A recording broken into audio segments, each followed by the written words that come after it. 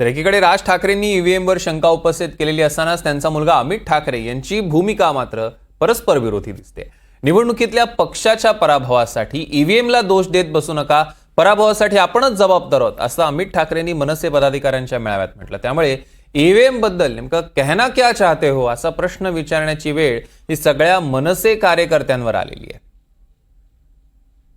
मी तुम्हाला आज काय सांगायला आलोय, या मतदानावरती जाऊ नका। लोकांनी आपल्याला मतदान केलेलं आहे, फक्त ते आपल्यापर्यंत आलेलं नाहीये।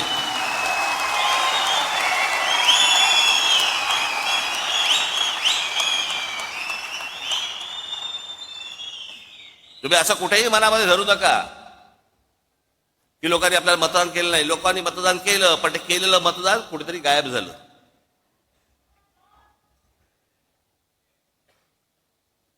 आणि अशा प्रकारच्या ज्या निवडणुका लढवायच्या असतील तर निवडणुका न लढवल्याच बऱ्या। लोकांनी आपल्याला केलेलं मतदान गायब झालं म्हणणाऱ्या राज ठाकरेंचा रोख स्पष्ट आहे। राज ठाकरेंचा निशाणा अर्थातच ईव्हीएमवर आहे। ईव्हीएमच्या मुद्द्यावर राज ठाकरेंनी विरोधकांच्या सुरात सूर मिसळलेला असतानाच राज ठाकरेंच्या मुलानंच त्यांच्या विरोधात भूमिका घेतली आहे। निवडणुकीतल्या पराभवासाठी ईव्हीएम नव्हे तर आपणच जबाबदार असल्याचं अमित ठाकरे म्हणाले। मनसेच्या पदाधिकाऱ्यांची अमित ठाकरेंच्या उपस्थितीत बैठक झाली। त्यात ते म्हणाले, निवडणुकीत पक्षाच्या पराभवासाठी ईव्हीएमला दोष देत बसू नका, पराभवासाठी आपणच जबाबदार आहोत। ईव्हीएम यंत्रणा जबाबदार असेल तर ते सिद्ध करून दाखवा। विधानसभा निवडणुकीत अति आत्मविश्वास नडला, मतदारसंघात अवघ्या 15 दिवसात घरोघरी पोहोचू शकलो नाही। पदांची जबाबदारी पेलवत नसेल तर पदाचा राजीनामा द्या। ज्यांना काम करायचंय त्यांना संधी द्या। मी लवकरच विधानसभा मतदारसंघनिहाय दौरा करणार आहे। या दौऱ्याच्या निमित्तानं प्रत्येक पदाधिकाऱ्याशी थेट संवाद साधेल। महापालिका निवडणूक अवघ्या काही दिवसांवर आली आहे, आपल्याला कामाला लागायला हवं।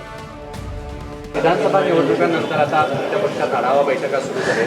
अमित ठाकरेंनी ईव्हीएम बाबतीत अत्यंत परखड मत केलेलं आहे की ईव्हीएमला जबाबदार करायचं नाही। पक्षामध्ये प्रत्येकाचं मत मांडण्याचा अधिकार आहे। अमित साहेब ठाकरे आमचे नेते आहेत, त्यांनी त्यांचं मत मांडलेलं आहे। प्रत्येक वेळेला ईव्हीएमवर खापर फोडणं आणि ईव्हीएममुळे हारलो, ईव्हीएम हा एक फॅक्टर नक्कीच आहे। ईव्हीएमवर लोकांचा संशय आहे। ईव्हीएम हॅक केलं जातं अशा प्रकारच्या प्रेझेंटेशन सुद्धा अनेकांनी करून दाखवलेलं आहे देशभरामध्ये। स्वतः डोनाल्ड ट्रम्प यांनी मोदींना सांगितलेलं आहे की बॅलेट पेपरवर निवडणुका घ्या।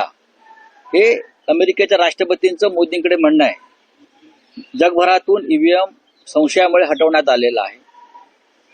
ईव्हीएम महाराष्ट्रात कशा पद्धतीनं चालवलं गेलं हे आम्हाला माहिती। तरीही एक वर्ग असा आहे, त्यांना असं वाटतं की फक्त ईव्हीएममुळे पराभव झाला नसून मतदार यादीतले घोटाळे, पैशाचा वापर, दहशत याच्यामुळे सुद्धा आम्ही निवडणुका हारलो।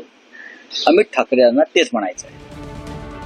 अमित ठाकरेंनी दादर माहीम मतदारसंघातून पहिल्यांदाच विधानसभेची निवडणूक लढवली होती। या निवडणुकीत अमित ठाकरेंना 33,062 मतं मिळाली। शिंदे गटाच्या सदा सरवणकरांना 48,897 मतं मिळाली, तर ठाकरे गटाचे महेश सावंत 50,213 मतं मिळवून विजयी झाले। एकीकडे राज ठाकरे ईव्हीएमला दोष देत असताना अमित ठाकरेंनी मात्र ईव्हीएमला क्लीन चिट दिली आहे। आता आपण थोडा घटनाक्रम समजून घेऊया। 30 जानेवारीला राज ठाकरेंनी घेतलेल्या मेळाव्यात ईव्हीएमवर संशय व्यक्त केला। त्यानंतर 10 फेब्रुवारीला मुख्यमंत्री फडणवीसांनी राज ठाकरेंची भेट घेतली।